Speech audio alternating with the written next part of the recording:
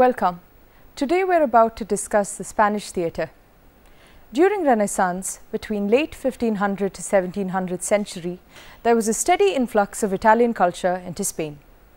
Italy and Spain were closely connected, and the Spaniards travelled to Italy to study at the academies. As a corollary, humanistic literature, art and theatre reached Spain. Italian teachers taught in Spanish universities, teaching Latin, Greek and Hebrew languages, and with that came accessibility to ancient literature and knowledge. Spanish Renaissance was a time of cultural prosperity and social well-being. Spain's most fruitful golden age was brought about during the Renaissance. Historical context. In the 15th century, there were 5 kingdoms in the Iberian Peninsula: Castile, Aragon, which included Catalonia, Valencia, the Kingdom of Naples, Sardinia and Sicily; Navarre, Portugal, and the Muslim Kingdom or Emirate of Granada. By early in the 16th century, they had been reduced to 2, Castile or Aragon and Portugal. Portugal had been an independent kingdom since the 12th century. Castile and Aragon were united in the late 15th century through the marriage of Isabella of Castile and Ferdinand of Aragon, and Navarre was captured by Aragon in 1513. Isabella and Ferdinand sought to consolidate their political power and to bring religious uniformity under Christianity to Spain. By January 1492, they had conquered Granada, and by 1501 they had expelled the Muslims and the Jews. The ones that stayed were made to baptize and accept Christianity, to unite the nation religiously. In the wake of the union of Aragon and Castile, Spain was about to witness its most prosperous period, economically, politically and culturally the most stable. The economic prosperity of Spain drew from the domination of Italy, its control over Portugal, and especially the Spanish-American Empire.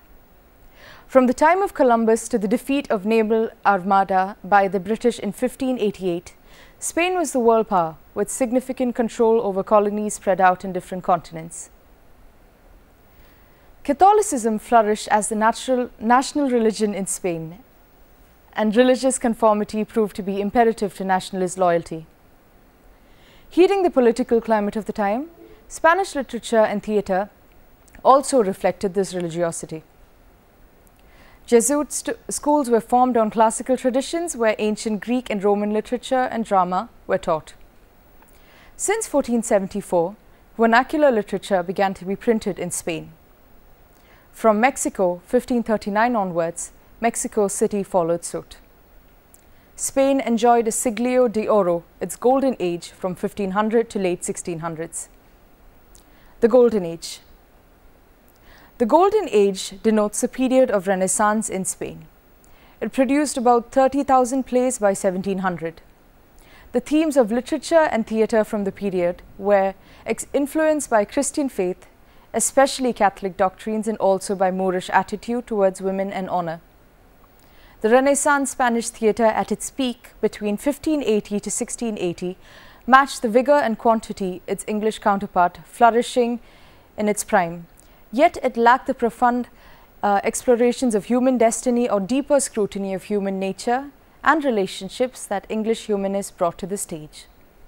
Spanish drama was more religious than Italian drama and less historical than English drama. The scope was limited by a preoccupation with the code of honor. Nevertheless, the stability and economic well-being under the rule of Isabella and Ferdinand let the authors envision new realities. New dramas emerged from the community's sense of purpose and pride in their accomplishments. Castilian dialect emerged as the language for literature and stage after the unification of Aragon and Castile. During the 16th century, Spain held a religious festival 3 times a year called the Corpus Christi, which emphasized the power of the church. At this festival, plays called autos sacramentales were performed. They had mixed characteristics of morality plays and cycle plays, and they featured humans, supernatural characters, and allegoric elements. The plays were presented on carros or wagons, which held everything needed for the performance. However, the autos were forbidden in 1765 for being too carnivalesque in spirit. Some of the farces and dances were also considered objectionable, as much as having the plays performed, possibly by immoral actors, was objectionable. The theatre. The structure of Spanish theatres was quite different from their counterparts in the rest of the Renaissance Europe. The first two and most famous public theatres of Madrid, the Corral de la Cruz, 1579, and the Corral del Principe, 1583, were developed piecemeal over time or out of existing courtyards. They seated the audience on at least 3 levels, which were covered by a roof around the periphery of an open-air yard or pit called patio, in which a large part of the audience stood. The Spanish theatres were always rectangular. They had smaller stages and they extensively used medieval mansion-type scenery. The audiences were segregated by gender. Women had separate galleries of their own located at the rear end of the patio called cazuela. They also had refreshment booths called aloyerias below the galleries. The raised balconies that stood along the sides of the patio were called the gradas. The last open-air theatre to be built in Spain was the Corral at Almagro, 1628, which exists till today. After the early 17th century, Spain joined the rest of Europe in making their public theatres indoor spaces. Court performances emerged during the 17th century during Philip III's reign at Alcazar, the royal palace. In 1633, Buen Retiro, a new palace on the outskirts of Madrid, was made into a centre for entertainment. In 1640s, Italian set designers started supervising the stage design of the theatres. Dramatic texts and authors. In the 16th century, secular dramas had also begun to emerge. Even earlier, in 1492, Juan del Encina, who is considered as the founder of the Spanish Renaissance theatre, experimented with dramatic writing after studying in Italy. Encina's writing broke away from Christian medievalism as he wrote humanistic plays steeped in Renaissance thought. His most noted works are the Ecologue of Placida and Victoriano. Secular influences could be found in the comic and pastoral dialogues of his plays. Fernando de Rojas wrote a 16-act play, The Comedy of Callisto and Melibea, also known as La Celestina, 1499, which was never performed, but was very influential text as it inspired many sequels and borrowings.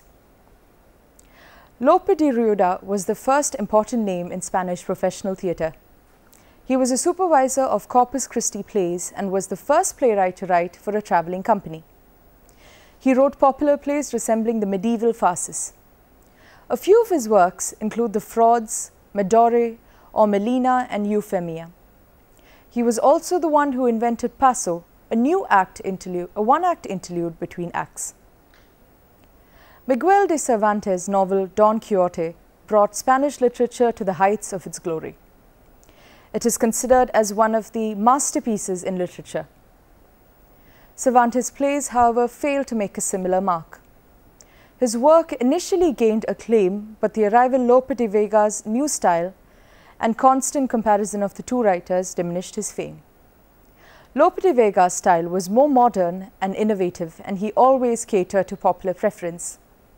Cervantes' plays had a moral undertone and allegoric characters, and he held on diligently to his cherished neoclassical ideals. Inevitably, they lacked the edge and freshness of de Vega's works. Lope de Vega was one of the key figures in the Spanish golden century of Baroque theatre. His reputation in Spanish theatre is second only to that of Cervantes, while the sheer volume of his literary output is unequaled, making him one of the most prolific authors in the history of literature. Cervantes himself called him the prodigy of nature because of the volume of his work. He is attributed with a total of 1,800 plays and 400 autosacramentales. He has also written about 3,000 sonnets, 9 epic poems, 3 novels and 4 novellas. He attended the school of the poet and musician Vicente Espinal in Madrid and continued his higher education in the Colegio Imperial, a Jesuit school in Madrid. He is said to be the creator of Comedia's final form. He was careful of the preferences of the audience and sought to please the public taste through his plays. He went against the neoclassical ideals of unities and also experimented with mixing of elements of tragedy and comedy in his plays. He defended his style in his Arte Nuevo de Hacer Comedias and Este Tiempo, 1609, which was his artistic manifesto. Lope de Vega used history, especially Spanish history, as his main source of subject matter. His themes mainly involved love and honor, with clearly defined actions arousing suspense and resolved happy endings. It also featured great female roles and the gracioso, the important fool or the wise fool. His most enduring plays include El Acero de Madrid, The Steel of Madrid, Fuente Ovejuna, The Sheep Well, El Mayor Alcalde el Rey, The King of the Greatest Mayor, El Caballero de Olmedo, The Knight of Olmedo, and El Castigo sin Venganza, Punishment Without Revenge. Pedro Calderón is another significant dramatist from Renaissance Spain who wrote primarily for the court theatres rather than public theatres. Many see this shift to court theatres leading to the decline of Spanish theatre after 1650.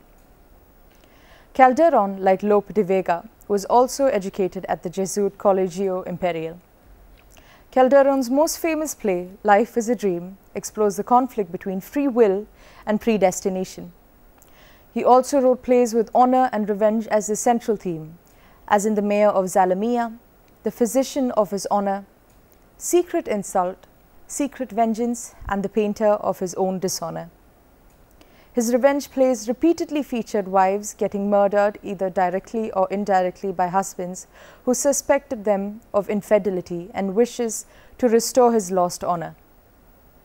His El Magicio Prodigioso, The Wonderful Magician, presents the Roman version of a Faustian character, and El Gran Teatro del Mundo, The Great Theatre of the World, presents God as the playwright and the world as a theatre. Calderón became a priest in 1651 but continued to write plays as the court dramatist for Philip IV. He also wrote 2 autos sacramentales each year for the city of Madrid. His ability to argue Catholic dogma with great lyricism and imagination made them best examples of the form. The Spanish Renaissance is said to have ended with the death of Calderón in 1681 and the enthronement of Philip V of French royal family in Spain in 1700. Now let us have a quick look at what we have discussed in this lesson. In Spain, Renaissance period, between late 1500 to 1600s, is considered as the golden age for its theatre. Spain enjoyed a period of political and religious stability following the marriage of Isabella of Castile and Ferdinand of Aragon. They unified the kingdoms and also brought about religious unity under Christianity by gradually expelling Jews and Muslims from Spain. It was also a period of economic prosperity. During the Golden Age, Spain produced about 30,000 plays, which were influenced by the Christian and Moorish doctrines ingrained in their culture. The plays, however, are considered to lack the depth and explorative quality that European Renaissance plays were famous for.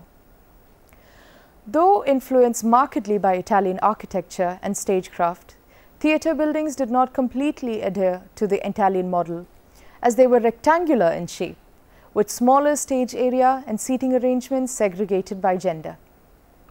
The noteworthy playwrights from the time were Juan del Encina, Fernando de Rojas, Lope de Rueda, Miguel de Cervantes, Lope de Vega, and Pedro Calderón. Spanish Renaissance ended with the death of Calderón and the accession of the Spanish throne by Philip V of France. Here I can suggest some assignments to be worked on. Reflect on the similarities and differences of Spanish Renaissance theatre with other theatres of Renaissance Europe. Write a note on contributions of Spanish theatre to the dramaturgy of world theatres. What are autos sacramentales? Describe the style of plays written by Lope de Vega. How is his style different from that of Cervantes? For further reference, I can suggest the book The Making of Theatre History by Paul Curitz, New Jersey, Prentice Hall College Div, 1988. Further research material can be found on online databases such as Google Book Search. Web, 9th April 2016. And with this, we come to the end of this session. Thank you for watching and for your time. And until we see each other next time, goodbye.